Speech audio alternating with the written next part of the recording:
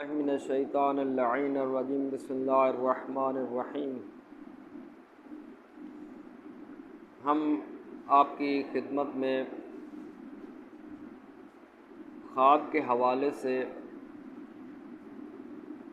ذکر کرتے ہیں کہ آیا خواب حقیقت رکھتا ہے یا حقیقت نہیں رکھتا۔ قرآن کی نگاہ میں اور احادیث کی نگاہ میں خواب کی کیا اہمیت ہے اور کیا حقیقت ہے۔ تو سب سے پہلے ہم قرآن کریم میں دیکھتے ہیں کہ خواب کو کس اہمیت کے ساتھ بیان کیا گیا ہے۔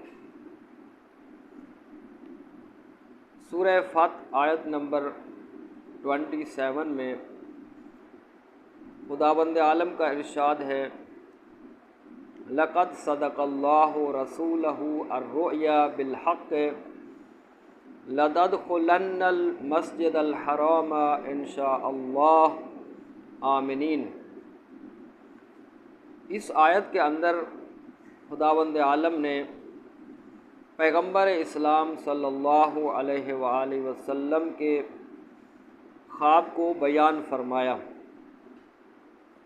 کہ جناب رسول خدا صلی اللہ علیہ وآلہ وسلم نے اپنی مدنی زندگی میں خواب دیکھا، اور وہ خواب کیا تھا کہ آپ اپنے صحابہ کرام کے ساتھ مکہ میں وارد ہوئے ہیں اور اصحاب کے ساتھ اعمال عمرہ کو انجام دے رہے ہیں۔ تو جب جناب رسول خدا صلی اللہ علیہ وآلہ وسلم نے اس خواب کو اپنے اصحاب سے بیان فرمایا تو اصحاب خوشحال ہوئے کہ ہمیں عنقریب مکہ میں جانے کا اور حج ادا کرنے کا موقع ملے گا۔ تو کچھ صحابہ یہ خیال کر رہے تھے کہ جس سال رسول خدا صلی اللہ علیہ وآلہ وسلم نے خواب دیکھا ہے اسی سال ہی اس خواب کی تعبیر ظاہر ہوگی۔ تو اسی لیے جب صلح حدیبیہ میں کفار مکہ نے جناب رسول خدا صلی اللہ علیہ وآلہ وسلم کو مکہ میں داخل ہونے سے منع کر دیا، اور مسلمان واپس آ رہے تھے مدینہ کی طرف، تو کچھ لوگ شک میں مبتلا ہو گئے کہ اور آپس میں یہ کہنے لگے کہ آیا رسول خدا کا خواب کیا غلط ہو سکتا ہے، یعنی آپس میں بحث و مباحثہ کر رہے تھے، شک کر رہے تھے۔ تو جب آپس میں یہ شک کر رہے تھے کہ رسول خدا کا خواب اس کی کیا حقیقت ہے، ہم نے دیکھا تھا کہ ہم مکہ میں، رسول خدا نے دیکھا تھا کہ مکہ میں داخل ہو رہے ہیں، اعمال عمرہ انجام دے رہے ہیں، اور ہم جو ہے وہ مکہ میں داخل ہوئے بغیر اور عمرہ کے اعمال انجام دیے بغیر ہم واپس مدینہ کی طرف جا رہے ہیں۔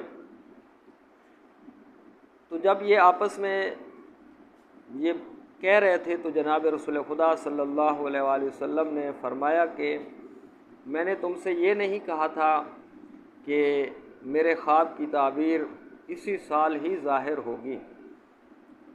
تو اس وقت خداوند عالم نے یہ آیت نازل فرمائی، لقد صدق اللہ رسولہ الرؤیا بالحق، کہ جو خداوند عالم نے اپنے رسول کو خواب میں دکھایا تھا وہ سچ تھا۔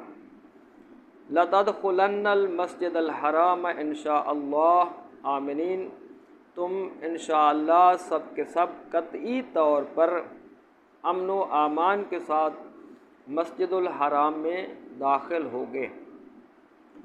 تو اس آیت کے اندر جناب رسول خدا صلی اللہ علیہ وسلم کی خواب کو بیان کیا گیا، اور ظاہر ہے کہ نبی کا خواب در حقیقت وہ خواب نہیں ہوتا بلکہ وہ وحی الہی ہوتا ہے۔ ہمارے خواب میں اور نبی کے خواب میں فرق ہے۔ نبی کا خواب وحی الہی ہوتا ہے اور وہ بالکل یقینی طور پر صحیح ہوتا ہے، لیکن ہم جو خواب دیکھتے ہیں ممکن ہے کہ وہ خواب صحیح ہو، ممکن ہے وہ خواب صحیح نہ ہو۔ تو اب دیکھتے ہیں کہ ہم انسان جو نیند کی حالت میں خواب دیکھتے ہیں اس کی حقیقت کیا ہے۔ تو اس ذیل میں کنز العمال جلد نمبر 15 میں ایک روایت موجود ہے، اور روایت وہ یہ ہے کہ الرؤیا الصالحہ من اللہ والرؤیا السوء من الشیطان، کہ اچھا خواب دیکھنا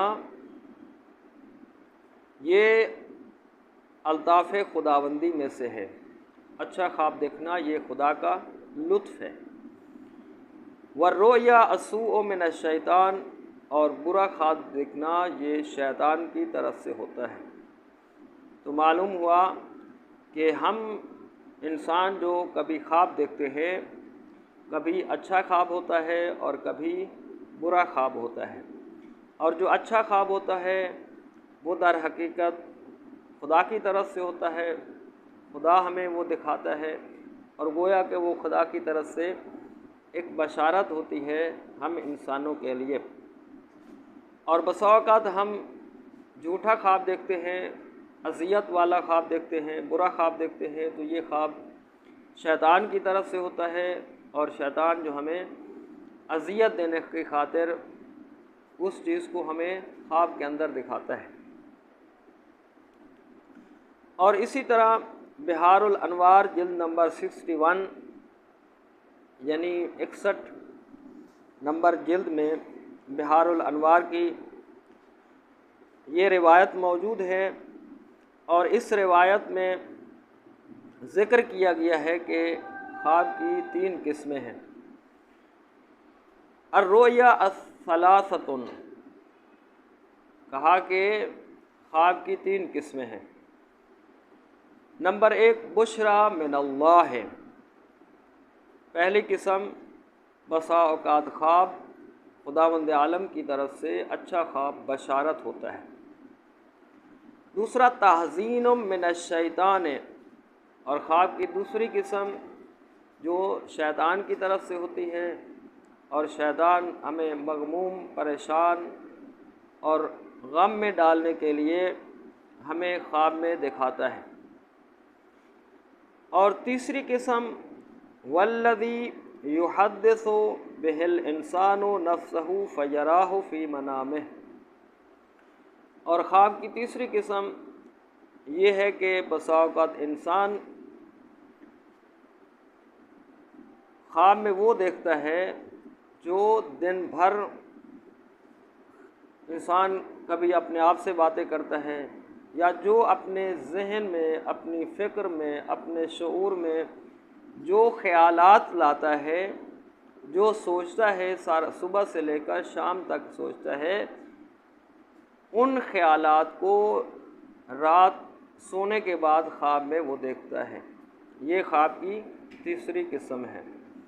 پہلی قسم کبھی خواب خدا کی طرف سے بشارت ہوتا ہے، اور کبھی خواب شیطان کی طرف سے اذیت دینے کے لیے ہوتا ہے، اور تیسری قسم خواب کی یہ ہے کہ کبھی انسان جو دن بھر سوچتا ہے، خیال کرتا ہے، وہ رات سونے کے بعد خواب میں وہی جو خیالات ذہن میں آئے تھے دن میں وہ خواب میں دیکھتا ہے۔ تو یہ 3 قسمیں خواب کی اس حدیث کے اندر بیان ہوئی ہے، یعنی بحار الانوار جلد نمبر 61، اس کے اندر یہ 3 قسمیں خواب کی بیان ہوئی ہیں۔ تو بعض لوگ کہتے ہیں کہ خواب کوئی حقیقت نہیں رکھتا، یعنی سب خواب جھوٹے ہوتے ہیں، لہذا ہم اس خواب کو یا خواب کی تعبیر کو، اس کی حقیقت کو نہیں مانتے، حالانکہ ایسی بات نہیں ہے۔ کچھ خواب سچے ہوتے ہیں اور کچھ خواب سچے نہیں ہوتے۔ جو خدا کی طرف سے بشارت ہوتی ہے وہ یقیناً خواب سچے ہوتے ہیں، ان کی تعبیر جو ہے وہ ظاہر ہوتی ہے بعد میں، اور ممکن ہے کہ ان کی تعبیر طولانی ہو جائے، اس کا زمانہ طولانی ہو جائے، ضروری نہیں ہے کہ وہ فوراً اس کی تعبیر ظاہر ہو جائے۔ ممکن ہے چند دن اس میں لگے، 6 مہینے اس میں لگے تعبیر ظاہر ہونے میں، یا 1 سال لگے، حتیٰ کہ 5 سال بھی لگ سکتے ہیں، اس سے زیادہ بھی عرصہ خواب کی تعبیر میں لگ سکتے ہیں۔ ضروری نہیں ہے کہ انسان جیسے ہی فوراً خواب دیکھے اور اس کی تعبیر فوراً ظاہر ہو جائے۔ تو جیسا کہ ہم نے عرض کیا کہ جناب رسول خدا کا جو قرآن کریم میں خواب کا ذکر ہوا ہے، اس خواب کی تعبیر جو ہے وہ 1 سال میں ظاہر نہیں ہوئی، اس سال ظاہر میں نہیں ہوئی، بعد میں ظاہر ہوئی ہے۔ تو اس کا مطلب ہے کہ تعبیر کی خواب ظاہر ہونے میں کافی عرصہ لگ سکتا ہے۔ اور جو خواب شیطان کی طرف سے ہوتا ہے کہ شیطان ہمیں اذیت دینے کے لیے، تکلیف دینے کے لیے ہمیں نیند میں دکھاتا ہے، یا جو ہم نیند میں دیکھتے ہیں وہ در حقیقت جھوٹے خواب ہوتے ہیں، ان خواب کی کوئی حقیقت نہیں ہوتی، ان کی کوئی تعبیر نہیں ہوتی۔ نتیجہ یہ نکلتا ہے کہ ہم مطلقاً خواب کی اہمیت کو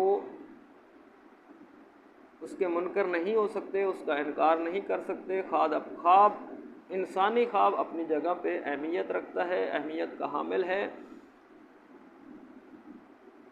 اور کبھی وہ خواب سچا ہو سکتا ہے اور کبھی جھوٹا ہو سکتا ہے۔ یعنی کلی طور پر ہم خواب کی تعبیر اور اس کی اہمیت کو نظر انداز نہیں کر سکتے۔ اللہم صلی علی محمد وعلی